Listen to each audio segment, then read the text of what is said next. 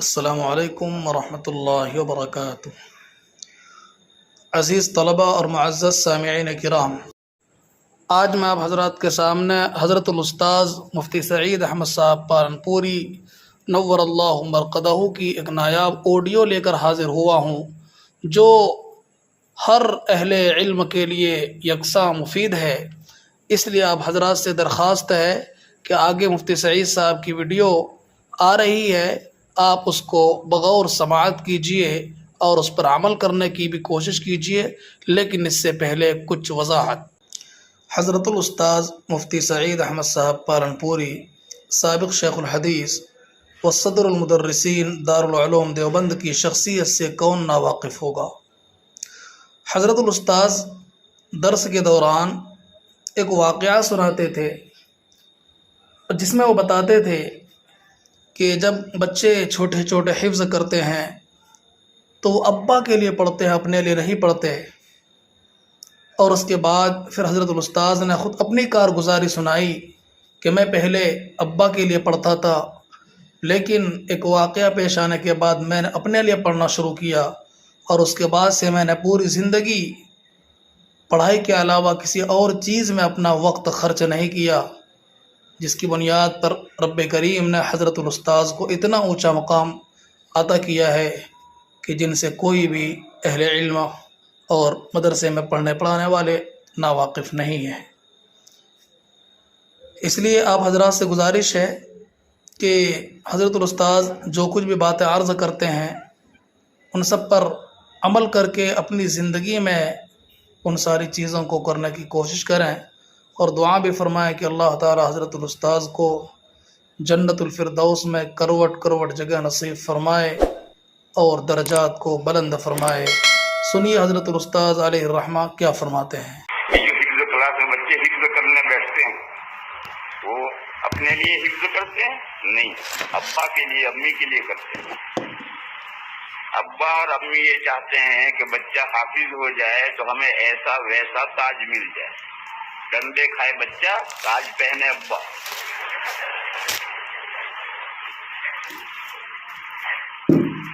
اب بچہ نہ سمجھ ہے، استاد ڈنڈا بجاتا ہے اور حفظ اس کا پورا ہو جاتا ہے، دور بھی ہو جاتا ہے، اور جب مدرسہ جلسہ کر کے اس کو سند حفظ کی دے دیتا ہے اور وہ ابا کو جا کر دکھا دیتا ہے ابا میں حافظ بن گیا، ابا مطمئن ہو گیا۔ اب وہ بچہ قرآن کریم اٹھا کر کے ساتویں طاق میں اوپر رکھ دیتا ہے، کبھی بھولے سے بھی نہیں پڑے گا۔ اگر رمضان میں محراب سنانی پڑے تو روزانہ ایک پارہ یاد کرے گا، اگلا یاد کرے گا، پچھلا بھول جائے گا۔ اور جو لوگ قرآن کریم حفظ کرتے اپنے شوق سے، وہ زندگی بھر قرآن کریم اپنے گلے سے لگائے رکھتے ہیں، پڑھتے رہتے ہیں۔ اور یہ کیوں نہیں پڑھتے؟ رمضان کیوں نہیں پڑھتے؟ اپنے لیے حفظ کیا ہی نہیں، ابا کے لیے کیا ہے، ابا کو مطمئن کر دیا، پڑھنا چھوڑ دیا۔ کہ جب حافظ ہو گیا تو اب ابا یہ چاہتا ہے کہ یہ مولوی بن جائے، تو اس کی عاقبت بھی سنور جائے اور آدھی جنت مجھے مل جائے۔ آج تو پہن لیا تھا، اب جنت میں جائے گا تو آدھی جنت پر قبضہ کرنا ہے، اس لیے بچے کو مولوی کلاس میں بٹھا دیا۔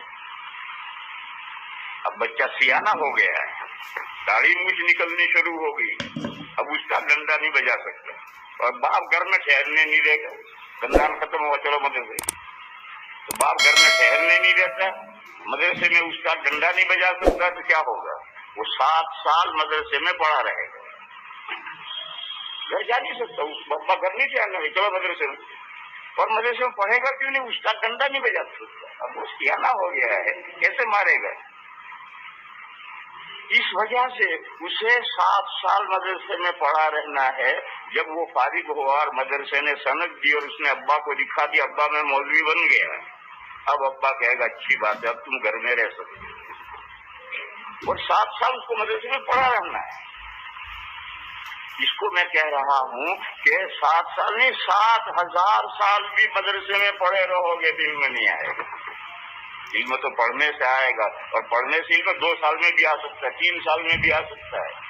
ذہین آدمی ہے، جم کر کے محنت کرے گا 3-4 سال میں سے بہت کچھ سیکھ سکتا ہے۔ اور پڑا رہے تو پڑا رہنے سے تو علم آتا نہیں. بہرحال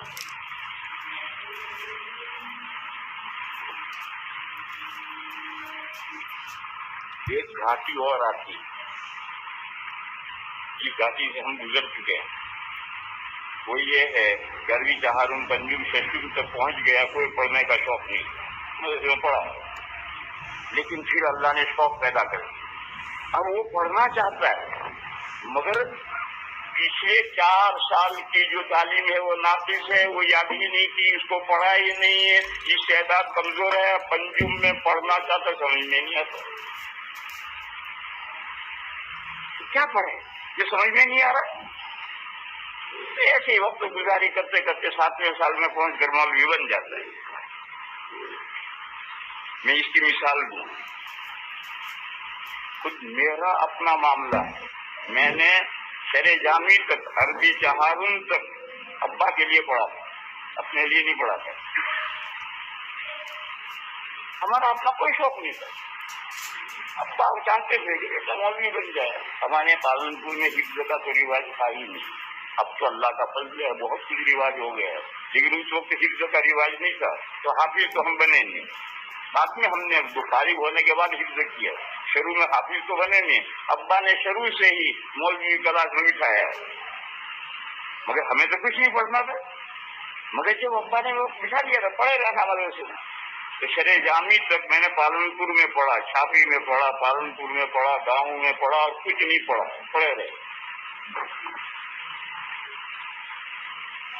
اب وہاں سے ابا نے لے جا کر کے مظاہر میں داخل کیا. مظاہر بھی پڑھے تھے، کرتے کیا تھے، سبق میں تو حاضر رہتے تھے کہ غیر حاضری ہوگی کھانا بند ہوگا. لیکن سبق کے بعد میں پھر سائیکل اٹھاتا تھا. اور سہارنپور کی کوئی گلی نہیں ہے کہ اس میں نے سائیکل میں چلائی، ہر گلی، کوئی گلی نہیں. سائیکل کا بڑا شوق.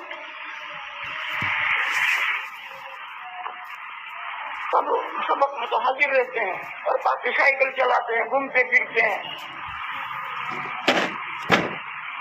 پھر پہلے سال مجھے ٹائیفائڈ ہو گیا اور بڑا خطرناک ٹائیفائڈ ہو گیا. طلبا نے، ہمارے مولانا محمد سورتی ہیں یہاں، یہ میرے ساتھی ہیں کمرے کے بھی، سبق کے بھی، انہوں نے ابا کو ٹیلی گرام کیا کہ لڑکا بہت بیمار ہے، آ کر لے جاؤ. تو ابا آئے، خیر گھر لے گئے. سردی کا زمانہ تھا، 1 ہفتہ گزرا تھا، گھر گئے تو کوٹھیوں کی لائن تھی. اس کے ادھر چارپائی پر میں لیتا تھا اور ادھر چولہا تھا. وہاں والد صاحب اور ان کی والدہ ہے میری دادی، دونوں سردی کے زمانے میں چولہے پر تاپ رہے ہیں اور دونوں آپس میں باتیں کر رہے ہیں. ابا نے کہا اپنی امی سے کہ مجھے اب اس لڑکے کو نہیں پڑھانا. تو امی نے کہا کیوں نہیں پڑھانا؟ تو انہوں نے کہا کہ دیکھو شروع سال میں چھوڑنے کے لیے گیا تو اتنا خرچہ، دیکھو میرا گھر بہت غریب گھرانہ تھا، میرے والد کا بہت غریب گھرانہ تھا. تو انہوں نے کہا کہ میں چھوڑنے کے لیے گیا، اتنا خرچ ہو، پھر یہ بیمار ہوا، مجھے دواؤں کا اتنا خرچہ دینا پڑا، پھر اس کو لایا، یہ خرچ آیا، پھر اب یہ صحیح ہو کر جائے گا، اتنا خرچ آئے گا، اور 2 مہینے کے بعد امتحان دے کر سالانہ پر چلا آئے گا، اتنا خرچ آئے گا. اس پر 1 سال میں نے اتنا خرچ کیا اور پڑھا تو اس نے کچھ نہیں. لہٰذا مجھے اس بچے کو پڑھانا ہی نہیں. یہ والد صاحب نے دادی سے کہا. دادی اس کا کیا جواب دیتے؟ بہت معقول بات. جب میں مجھے کوٹھیوں کی طرف چارپائی پر کھڑا میں سن رہا، اس رات میں نے یہ فیصلہ کیا ہے کہ مجھے پڑھنا ہے. وہ تو دونوں باتیں کر کے جا کے پڑھ کر سو گئے، مجھے نیند نہیں آئی. میں نے اس رات میں طے کیا کہ مجھے پڑھنا ہے. رات بھر نیند نہیں آئی. فجر کے وقت میں اٹھا صبح صادق پر اور امی کی چارپائی پر پائنٹی پر جا کر بیٹھا. ان کی آنکھ کھلی، کہنے کیا بات ہے، تکلیف ہے؟ میں نے کہا تکلیف کچھ نہیں ہے، مجھے اٹھو، میرا سامان تیار کر کے دو، میں پہلی بس سے سہارنپور جا رہا ہوں. حالانکہ میں اتنا کمزور تھا کہ چلنا بھی مشکل تھا، لیکن میں نے کہا چلا جاؤں گا. جیسے خیر वालदा उठी, सामान वामान तैयार किया, कुछ खाना वाना रोटी वोटी रास्ते के लिए पका दी, और बस मिलती थी। सूरज निकलने के बाद पहुंचड़ा एक जगह है, वहां तक पैदल जाना था, वहां से बस मिलती थी पालनपुर जाने की। सवारी साहब की आंख खुल गई, तो सब सुन रहे हैं जो वालदा कर रही है, मगर लेटे हुए, सर्दी का जमाना है। जब मैं सामान उठाकर चला तो मैं अब्बा की चारपाई पर खड़ा हुआ, मैंने कहा अब्बा मैं घर में पढ़ने जा रहा हूँ, तो ये हाथ में से यूं हाथ निकाल,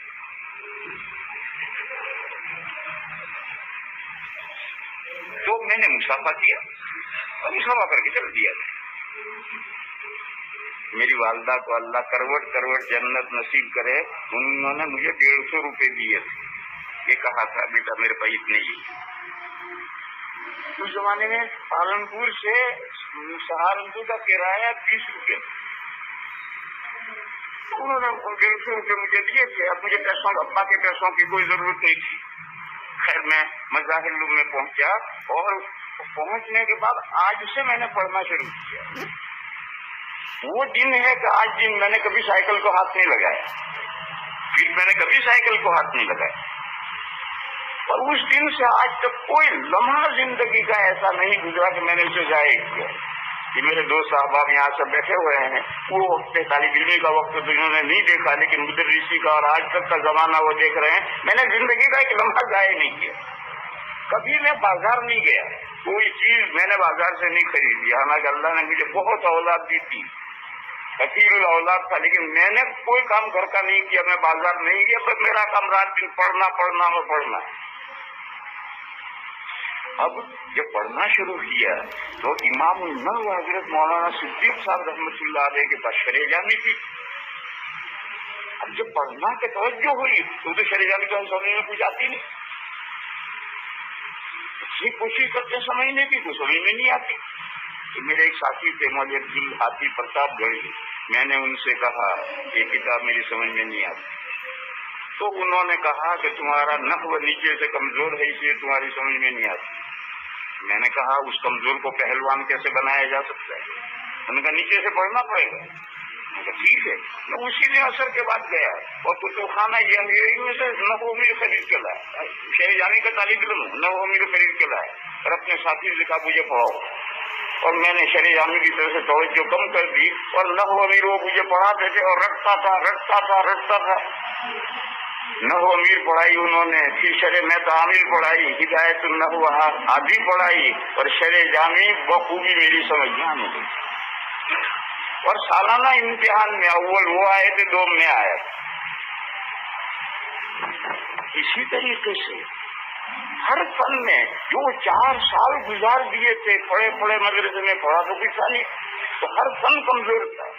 तो आगे भी बढ़ता रहा, पीछे भी पढ़ता रहा, अपने साथियों से पढ़ता रहा, उनको याद करता रहा, आगे भी बढ़ता रहा, पीछे भी पढ़ता रहा, और वो सारी तलाफियां की।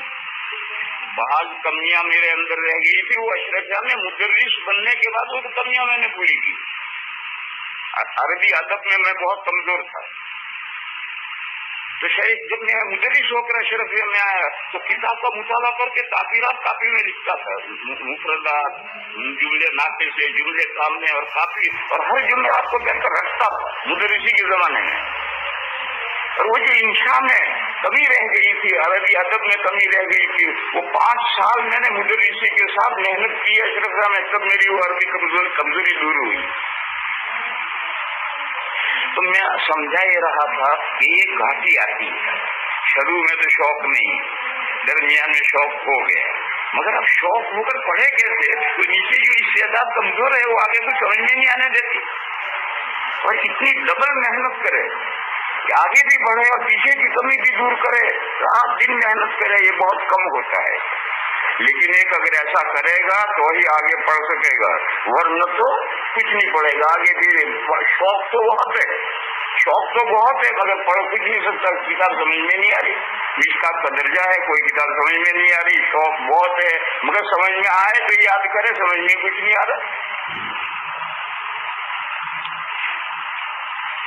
ये मैंने इसलिए कहा कि बहुत से तालिब इल्मों को ये मरहला पेश आता है, घाटी पेश आती है, उससे निकलने का यही एक रास्ता है, और कोई। मैं शरह जामी का दर्जा छोड़कर अभी अव्वल में दाखिल हो जाता नहीं होता, نہیں ہوگا. پچھلے 4 سال پیچھے کون لوٹتا ہے, اور ابا تھوڑے لوٹنے دیتے. اس کا حل کا مسئلے کا حل یہ ہے کہ آگے بھی بڑھو, پیچھے کی کمی بھی دور کرو. خیر آگے بڑھو.